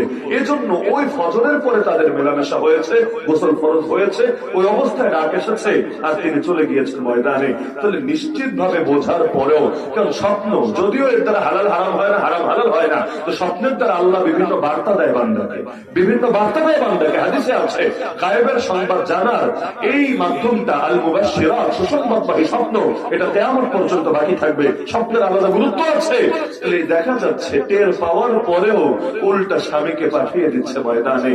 দিনের জন্য অবদান রাখার কি পরিমাণ আগ্রহ তাদের ভেতরে। এমনকি এক বুড়া সাহাবী বায়না ধরেছে, আমাকে নিয়ে যেতে হবে তোমাদের সাথে জিহাদে। সন্তানরা বলছে, আব্বা আর কত, বয়স হয়েছে, আপনি চলতেই কষ্ট হয়, এই বয়সে কি জিহাদে যাবেন? আপনি কি নবীর যুগে জিহাদ করেছেন, আবু বকরের যুগে জিহাদ করেছেন, ওমরের যুগে জিহাদ করেছেন রাদিয়াল্লাহু আনহুম আজমাইন। এখন আপনি বুড়া হয়ে গেছেন, এখন ওসমান রাদিয়াল্লাহু আনহু খলিফা। তা আমরা টকবকে নওজোয়ান, আপনার পুত্র, আপনার সন্তান, সারা জীবন আপনি করেছেন, এখন আমরা করবো। আমরা আপনার পক্ষ থেকে হক আদায় করবো, আপনি ঘরে বসে দোয়া করেন। বাবা চিৎকার করে উঠলো, চুপ করো তোমরা, তোমরা আমাকে ঘরে বসে থাকতে বলো, আল্লাহর কোরআন তো আমাকে বসে থাকার অনুমতি দেয় না। তোমরা কি সূরা তাওবা পড়ো নাই? সূরা তাওবার এই আয়াতটি তোমাদের মনে নাই? ইনফিরু খিফাফান ওয়া সিকালা ওয়া জাহিদু বিআমওয়ালিকুম ওয়া আনফুসিকুম ফি সাবিলিল্লাহ। বান্দা হালকা হও আর ভারী হও, বের হয়ে পড়ো ময়দানে, আর মাল দিয়ে জান দিয়ে জিহাদ করতে থাকো আল্লাহর পথে। সেই সাহাবী বললেন, যখন জোয়ান ছিলাম, শরীর হালকা ছিল, তখনও গিয়েছি, এখন বুড়া হয়েছি, শরীর ভারী হয়েছে, তাতে কি? আল্লাহ তো বলেছেন হালকা হলেও যেতে, ভারী হলেও যেতে, সুতরাং যাবই আমি ময়দানে, তোমরা না নিলে প্রয়োজনে যাব অন্য কারো সাথে। সন্তানরা বলছে, আব্বাজান যেহেতু যাবেনই যাবেন, তাহলে আমরা নিয়ে যাচ্ছি, অন্য কারোর সাথে নিলে আপনার খেদমত হবে না, যতটুকু পরে আমরা এই খেদমত করবো, চলেন। প্রথমবারের মতো নৌযানের সফর, মানে পানি পথে, তাদেরকে জাহাজে করে বিশাল দূরে যেতে হবে, এরপর গিয়ে সেখানে যুদ্ধ হবে। সারা জীবন যুদ্ধ করেছে সমতলে, যুদ্ধ করেছে ঘোড়ার পিঠে চড়ে, উটের পিঠে চড়ে, কিন্তু এভাবে পানি পথে যুদ্ধ করে অভ্যস্ত না। এই বুড়া বয়সে এসে যখন সফর শুরু করলো, বয়স হলে তো মানুষ দুর্বল হয়ে যায়, ধকলও সইতে পারলো না, অবশেষে সেখানেই শেষ নিঃশ্বাস ত্যাগ করলো। সন্তানরা জানাজা তো পড়লো সবাই মিলে, যারা ছিল জাহাজের ভেতরে, কিন্তু লাশ দাফন করবে কোথায়? সমুদ্র তো, চারদিকে পানি আর পানি আর পানি। এটা নদী না যে একটু পরপর মাটি দেখবে এদিক সেদিকে, যতদূর চোখ যায় এখানে পানি আর পানি। কি করবে? বাপের লাশ ফেলে দেবে পানির ভেতরে? আরে কোন সন্তান পারবে? নিজের সন্তান বাপের লাশ ফেলবে পানিতে, কে পারবে? আবার ফিরে আসবে দেশে? সম্ভব না। জিহাদে বের হয়েছে, এখন কি আবার ব্যাক করবে নাকি? তারা চিন্তা করলো, যেখানে মাটি পাবো সেখানেই দাফন দিব, যেখানে চর পাবো দ্বীপ পাবো, জাহাজ নোঙ্গর করে সেখানেই আমরা দাফন দিব। এখন একদিন যায়, পায় না, দুদিন তিন দিন পায় না, যেতে যেতে 7 দিন, তাও পায় না। 10 নম্বর দিনকে একটা দ্বীপ পেল, লাশ তো রেখে দিয়েছে এক কোনায় নিয়ে। যখন পেয়েছে জাহাজ সেখানে পারে বেড়েছে, তাদের ধারণা ছিল লাশের কাছে গেলে বিকট গন্ধ বের হবে স্বাভাবিক, এবং তারা দেখবে লাশ পচে গেছে, হয়তো গলতে শুরু করে দিয়েছে। তো যেই মাত্র লাশের কাছে গেল, দূর থেকেই টের পেল এক অপার্থিব সুঘ্রাণ বের হচ্ছে। যখন কাছে গেল, চেহারা খুলে গেল তাদের সামনে, এই কাপড় যখন সরলো, তারা দেখতে পেল এখনো পর্যন্ত লাশ পচবে দূরের কথা, গলবে দূরের কথা, এখনো এমন ভাবে তাজা আছে, আর মুখের মধ্যে এমন নুরানি হাসি ফুটে আছে, মনে হচ্ছে যেন মরেই নাই, ঘুমিয়ে ঘুমিয়ে কোন সুন্দর স্বপ্ন দেখছে। আরে আমি তো মনে করি হাজার ওয়াজ দিয়েও দিলের সেই পরিবর্তন সম্ভব না। এই ফিলিস্তিনের যে বাচ্চাগুলো, ফিলিস্তিনের যে যোদ্ধাগুলো বিগত 1.5 বছরে এই জালেম ইসরায়েলিদের গুলিতে শহীদ হয়েছে, এখন তো অনলাইনের যুগ, সবই দেখা যায় অনলাইনে। আপনি শুধু এই শহীদদের চেহারাটা দেখবেন, আর কিছু লাগবে না, খালি শহীদদের চেহারাটার দিকে 5টা মিনিট আপনি চোখের পলক ফেলে হোক না ফেলে হোক একটু তাকায় দেখেন না, আপনার দিল সাক্ষ্য দেবে শহীদের চাইতে দামি কেউ হতে পারে না। হয়তো হাত নাই, হয়তো পা হয়ে গেছে বোমার আগে, হয়তো তাকেই বের করা হয়েছে বিল্ডিং এর ধ্বংসাবশেষ থেকে। দেখবেন মুখের মধ্যে এমন নুরানি একটা হাসি খেলা করছে, একটা ভালো লাগে খেলা করছে, দেখলে শুধু দেখতে ইচ্ছা করে। তাহলে এই যে দান, এটাই কি মানুষের দিন পরিবর্তনের জন্য যথেষ্ট না? প্রতিযোগিতা করতো কিভাবে, এমনকি উম্মতের ফেরাউন আবু জাহলকে হত্যা করেছে কে? বড় কোনো বীর বাহাদুর না, এমন ছোট 2টা বাচ্চা যাদের এখনো দাড়ি মোচড় হয়ে যায়নি। এই উম্মতের ফেরাউন বলা হয় যে আবু জাহলকে কেন হত্যা করেছিল, সে বুখারীতে হাদিস আছে। আরে দ্বীনের জন্য অবদান রাখার কি গুরুত্ব, কি আগ্রহ, এমনকি নবীর কাছে এগুলোর কত মূল্য। আমার জানা মতে আল্লাহ নবী তার গোটা জীবনে একজন মাত্র সাহাবীকে, আমার জানা মতে একজন মাত্র সাহাবীকে সারা জীবনে বলেছেন, হে সাহাবী, তোমার জন্য আমি নবীর বাপমা কোরবান হয়ে যাব। ভাবতে পারেন সাহাবীর কপাল কি? নবী নিজে বলছেন সাহাবীকে, সাহাবী নবীকে না, ওটা স্বাভাবিক হতো। নবী বলছেন সাহাবীকে, তুমি সাহাবীর জন্য আমি মুহাম্মাদের বাপমা কোরবান হয়ে যাক। বলতে পারবেন তার কি নাম? ওই সাহাবীর কি নাম? স্টেজ থেকে না, সামনে থেকে। সেই সাহাবীর কি নাম? মাশাআল্লাহ, কি বললেন? মাশাআল্লাহ, মাশাআল্লাহ। কিশোরগঞ্জের মানুষদের জন্য আসলে দিল থেকে দোয়া আসবে, আসবে না কেন? যারা আমার নবীকে চেনে, নবীকে জানে, নবীকে নিয়ে পড়াশোনা করে, তারা ইনশাআল্লাহ নবীর রঙে এই দেশটাকে একটা রঙিন করবে। সেই সাহাবীর নাম সাদ বিন আবি ওয়াক্কাস রাদিয়াল্লাহু আনহু। আল্লাহ নবীটাকে বলছেন, ইরমি ইয়া সাদ ফিদাকা আবি ওয়া উম্মি, স্যার তোমার জন্য আমি মোহাম্মদের বাপ্পা কোরবান হয়ে যা। কেন? ইসলামের পক্ষে তিনি প্রথম তীর মেরেছিলেন। এর আগে তলোয়ার দিয়ে লোকে যুদ্ধ করছিল, তলোয়ার দিয়ে তো বেশি দূরে লড়াই করা যায় না, শর্ট রেঞ্জে লড়াই হয়। লং রেঞ্জে লড়াই করতে চাইলে তীর লাগে। ইসলামের পক্ষে প্রথম তীর মেরেছেন তিনি। এত খুশি হয়েছেন নবী, নবী বলেন মারতে থাকো, তীর নিক্ষেপ করতে থাকো, তুমি সাদের জন্য আমি মোহাম্মদের বাপ্পা কোরবান হয়ে যান। দ্বীনের জন্য অবদান রাখলে আল্লাহ কেমন খুশি হন, নবী কেমন খুশি হন। বদরের ময়দানে যে দুই বাচ্চা আবু জাহালকে হত্যা করেছে, কারণ কি ছিল? বুখারীতে হাদিস আছে, সাহাবী আব্দুর রহমান বিন আওফ রাদিয়াল্লাহু আনহু বলেন, বদরের ময়দানে দাঁড়ানো, হঠাৎ দেখে দুই পাশে দুইটা বাচ্চা, আমি টেনশনে পড়ে গেলাম, হায় আল্লাহ, এমনি মাত্র 305 জন আছে লড়াইয়ের ময়দানে, 313 না, বদরের লড়াইয়ের ময়দানে ছিল 305 জন, আর বাকি 8 জন অন্যান্য দায়িত্বে ছিলেন। বাকি 8 জনের মধ্যে ওসমান রাদিয়াল্লাহু আনহু আছেন। নবীকে পাঠিয়েছিলেন তার কন্যা এবং ওসমানের স্ত্রী যিনি, তিনি অসুস্থ ছিলেন, মুমূর্ষু অবস্থায় ছিলেন, তার দেখাশোনার জন্য। বাকি 7 জনকেও বিভিন্ন দায়িত্বে আল্লাহ রাসূল এদিক সেদিক পাঠিয়েছিলেন। যুদ্ধে প্রেজেন্ট ছিলেন 305 জন। তো এমনি পেরেশানিতে মাত্র এই কয়জন আমরা, এর মধ্যে দুই পাশে দুই বাচ্চা। আপনি যদি মিছিলের প্রথম সারিতে থাকেন, যুদ্ধে পারতেন, মিছিলের প্রথম সারিতে থাকেন, আর দেখেন দুইটা পিছিয়ে এসে পাশে দাঁড়ায় আছে, এদিকে পুলিশ গুলি করতে শুরু করেছে, টিয়ার শেল মারতে শুরু করেছে। পুলিশের তো অনেক সময় ভালো লাগে না গুলি না করলে, হাত চুলকায়। গুলি করলে তাহলে তাদের হাতটা একটু ভালো থাকে এবং শরীরটা একটু স্বাভাবিক থাকে, হয় না অনেক সময় হুদাই গুলি করে। তাহলে এই যে দেখা যায়, এইরকম যদি পরিস্থিতিতে পড়েন, আপনি কি নিজের চাইতে বাচ্চাদেরকে নিয়ে বেশি টেনশন করবেন না? স্বাভাবিক ব্যাপার। তিনিও বলেন পেরেশানিতে। হঠাৎ এক বাচ্চা আমাকে বলে কি, চাচা, ও চাচা, আবু জাহালকে একটু দেখাই দেন না। তিনি বলেন আমি অবাক। এর মধ্যে অন্য পাশের বাচ্চাটা বলে, না চাচা, আমাকে দেখান, আমাকে, আবু জাহালকে। তিনি বলেন, জিজ্ঞাসা করলাম, ভাতিজা, আবু জাহালকে দেখে কি করলাম? সেটা আজকের যুদ্ধের সেনাপতি কুরাইশের সর্দার। সঙ্গে সঙ্গে জবাব দিল, শুনেছি সে আল্লাহর নবীকে গালি দেয়, আল্লাহর নামে কসম করেছি। বাচ্চা মানুষ তো অত মায়ের প্যাচ বোঝে না, কোনটা ফরজে আইন, কোনটা ফরজে কিফায়া, কোনটা ওয়াজিব, শর্ত কি, হুকুম কি, ইল্লত কি, এই কি সেই কি, অত প্যাচ নাই ভেতরে, যা বোঝে তাই বলে, স্বাভাবিক ভাবে বলে দিচ্ছে, শুনেছি আল্লাহর নবীকে গালি দেয়। ওদের জন্য কি করণীয় ওইটাও না, শুনেছি আল্লাহর নবীকে গালি দেয়, কসম করেছে আল্লাহর নামে, একবার যদি ওর দেখা পেয়ে যাই, হয়তো ওকে জাহান্নামে পৌঁছাবো, তাহলে নিজেরা জান্নাতের সবুজ পাখি হয়ে যাব, শাহাদাতের অন্যের সুধা পান করে। কিন্তু ও বা আমরা দুজনের যার কপালে আগে মরণ লেখা, সে মরার আগে ওর পিছু তো ছাড়বো না। মাকে বলে এসেছি, মা, আবু জাহালের দফা করার আগে এই মুখ আর তোমাকে দেখাবো। তিনি বলেন, ওদের কথা শুনে নিজেকে আর কন্ট্রোল করতে পারলাম না, আমি ইশারা দিলাম, ভাতিজা, ওই যে ঘোড়ার উপর যে আরোহী দেখতে পাচ্ছ, সেই হলো আবু জাহাল, আজকের যুদ্ধের সর্দার। তিনি বলেন, ইশারা দিতে দেরি, 5 পাখির মতো ছুটে ছুটে দেরি না, ছুটে তো গিয়েছে। তারা না গিয়ে যদি বড় কোনো বীর বাহাদুরও যেত, বড় কোনো সেনাপতিও যেত, আবু জাহালের ধারে কাছেও বসতে পারত না, কচু কাটা করে ফেলত। কারণ সেনাপতির নিরাপত্তা তো সবচাইতে বেশি, সেনাপতি শেষ তো যুদ্ধই শেষ, এ কারণে তাকে তো সবচাইতে বেশি প্রোটোকলে রেখেছে। তার পর্যন্ত রিচ করবে কিভাবে, আগে তো যেতে হবে, পরে তাকে হত্যা করবে, ধারে কাছে বসতে পারত না। কিন্তু বাচ্চা আসছে, কারো কল্পনায় আসে নাই তারা কি করতে পারে, ভেবেছে পিচি বলা বানা কি জন্য আসবে, আইসা তো বলবে, আঙ্কেল আঙ্কেল, আমার আব্বারে মাইরেন না, আমার ভাইরে তুলে নিয়েন না, যা বলে আর কি, বাচ্চারা আর কি বলবে। কিন্তু ওরা জানে না এই বাচ্চা সেই বাচ্চা না, নবীর সাহাবী, নবীর সাহাবী জালেমদেরকে ছেড়ে কথা বলে না। গিয়েছে কাছে এক দৌড়, কিন্তু আবু জাহাল তো ঘোড়ার পিঠে, ওই বাংলাদেশের কাঙ্গাল ঘোড়া, অ্যারাবিয়ান হর্স, ওইটার পিঠি আপনাদের অনেকের মাথার উপরে।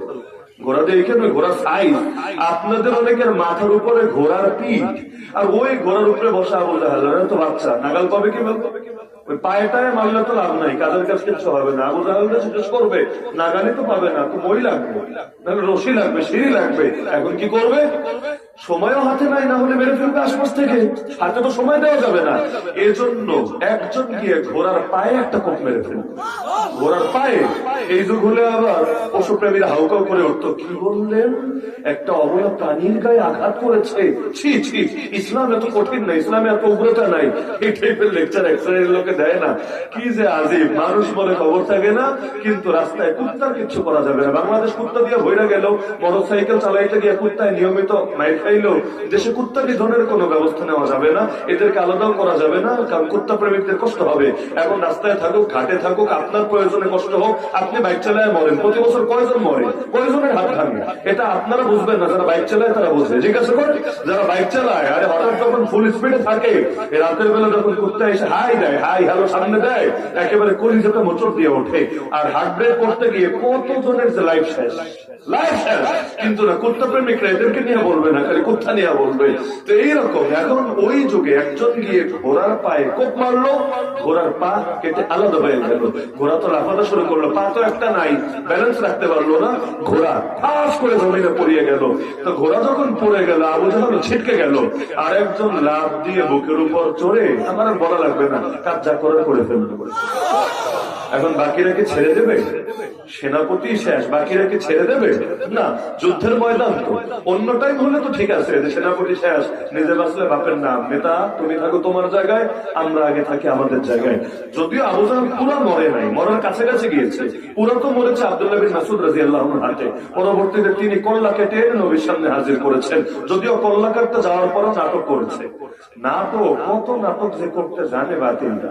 কল্লা কাটার সময় বলেছে, শোনো শোনো, কল্লাটা উপর দিয়ে কাটো না, নিচ দিয়ে কাটো।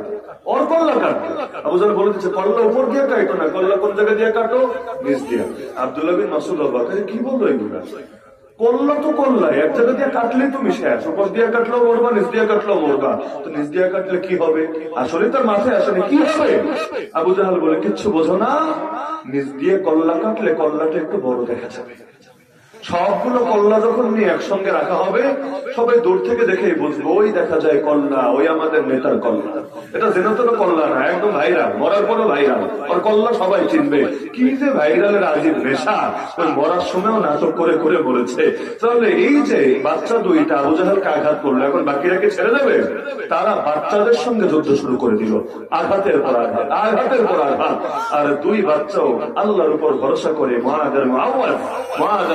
লড়াই চালিয়ে যাচ্ছিল। আলহামদুলিল্লাহ, হঠাৎ করে এক বাচ্চার হাতে একটা কোপ লেগে গেল। নবীর সাহাবী বলে কথা, ওই জাফর তৈয়ারের ঘটনা সবাই জানেন।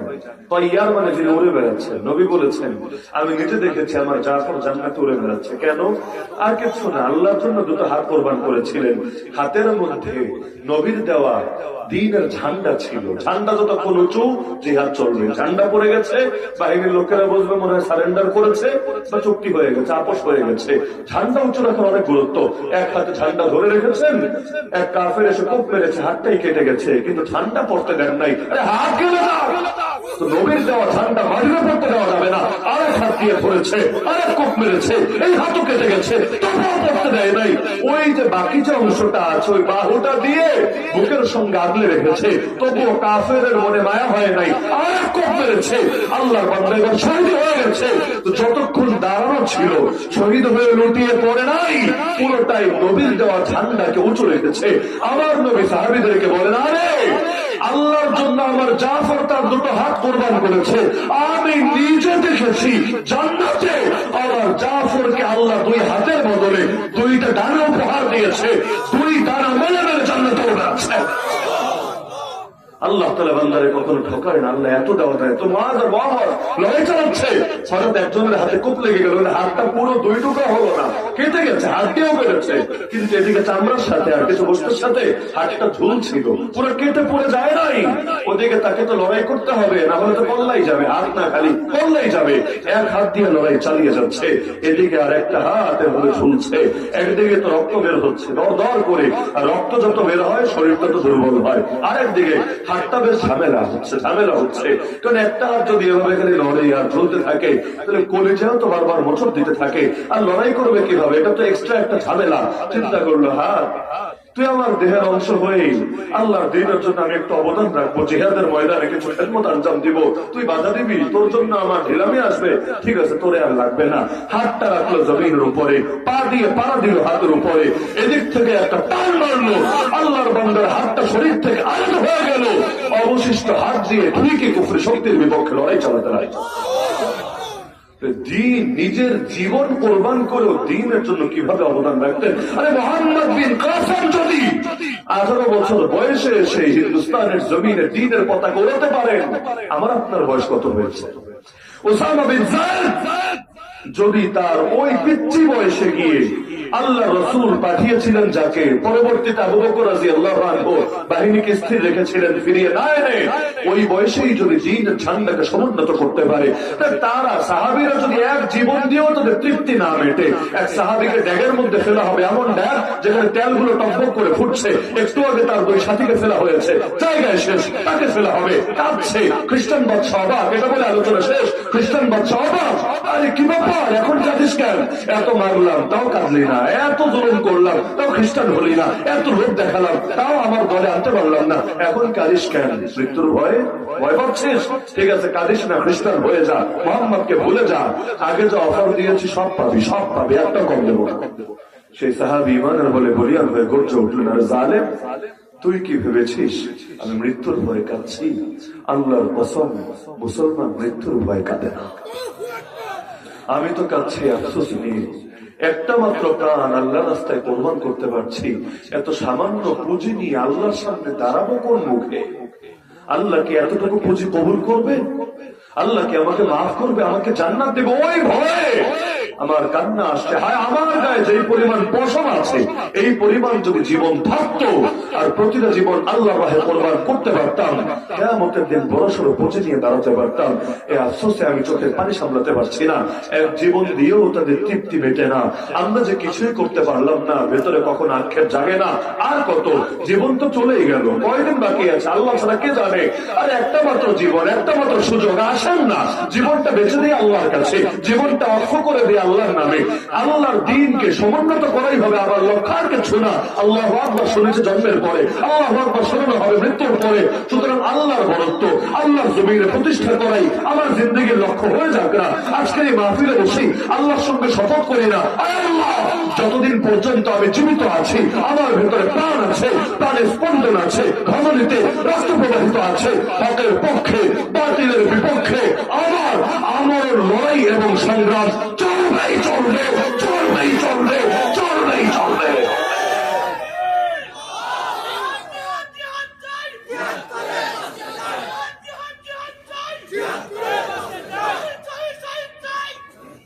সকল অন্যায়ের বিরুদ্ধে লড়াই চলবে।